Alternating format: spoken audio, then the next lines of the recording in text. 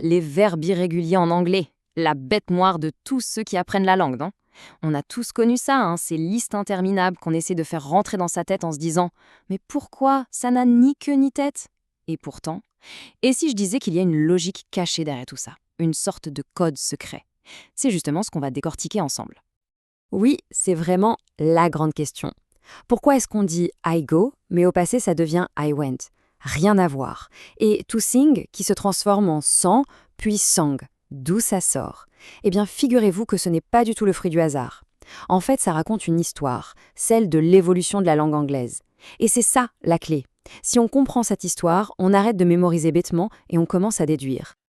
Alors voilà, on a sous les yeux notre pièce à conviction, cette fameuse liste. À première vue, c'est vrai, ça fait un peu peur.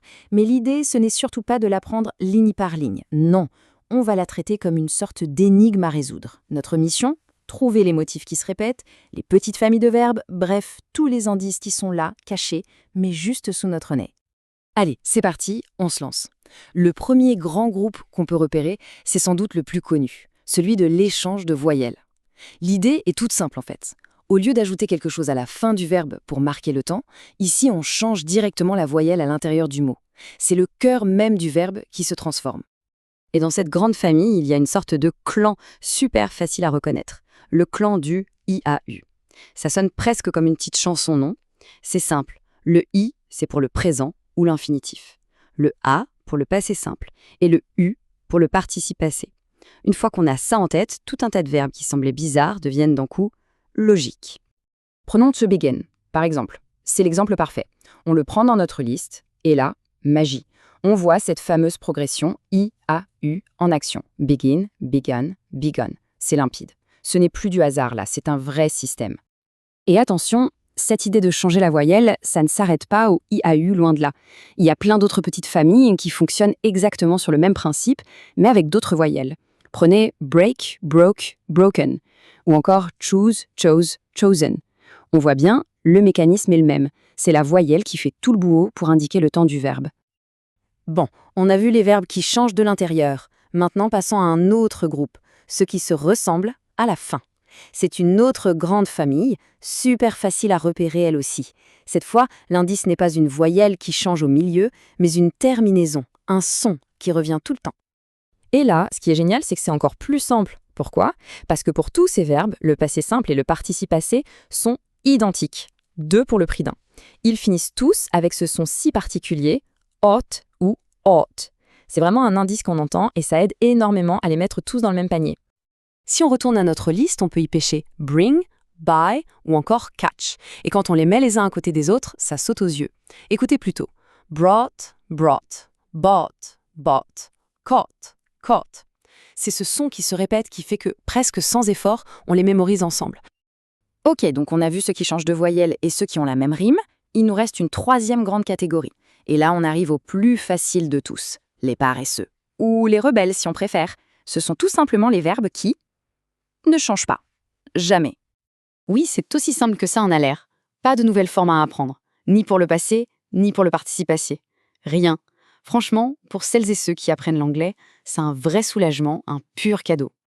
Et notre liste de départ en est pleine. On y trouve to bet, qui reste bet, bet. To burst, pareil, burst, burst. To cast, to cost, c'est toujours la même histoire. C'est simple, c'est net, pas besoin de réfléchir, et ça fait vraiment du bien au cerveau. Maintenant, jetons un œil à la dernière colonne de notre liste de départ. C'est celle avec les traductions en français.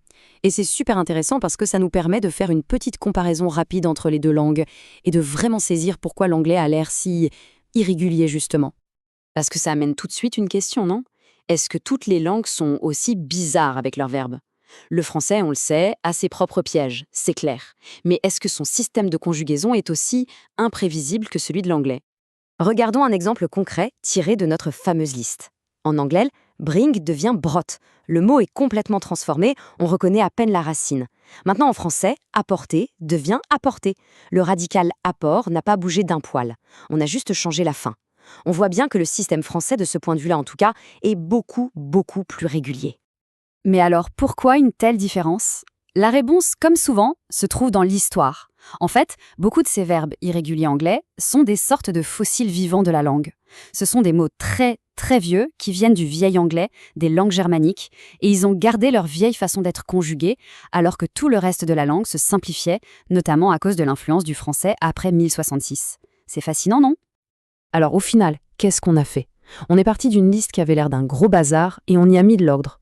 On a créé des boîtes, des catégories logiques. En gros, on a transformé un marathon de mémorisation en un jeu de détective, un jeu de reconnaissance de forme. Et ce graphique y résume tout ça parfaitement. Regardez, juste avec les échanges de voyelles, on couvre quasiment la moitié de notre liste. On ajoute à ça les rebelles qui ne changent pas et la famille du son haute, et hop, on a déjà compris le fonctionnement de plus des 2 tiers de la liste. Finalement, le chaos, c'était juste une impression. Donc ce qu'il faut retenir, c'est surtout une nouvelle façon d'aborder le problème. Plutôt que d'apprendre la liste bêtement de A à Z, il faut la voir comme un jeu de cartes à trier. D'abord, on regroupe les familles qui se ressemblent, on met de côté la pile des plus faciles, ceux qui ne changent pas, et c'est seulement à la toute fin qu'on s'attaque aux quelques cas vraiment uniques. C'est une stratégie bien plus intelligente et franchement bien plus efficace. Et tout ça, ça nous amène à une dernière question un peu plus philosophique. Pourquoi une langue s'accroche comme ça à ses vieilleries? Pourquoi est-ce que tout ne devient pas simple et régulier avec le temps?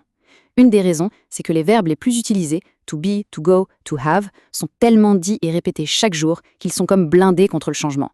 Au fond, une langue, ce n'est pas juste un code logique, c'est un organisme vivant qui traîne avec lui toute son histoire et toutes ses habitudes. Et c'est peut-être ça finalement qui la rend aussi passionnante.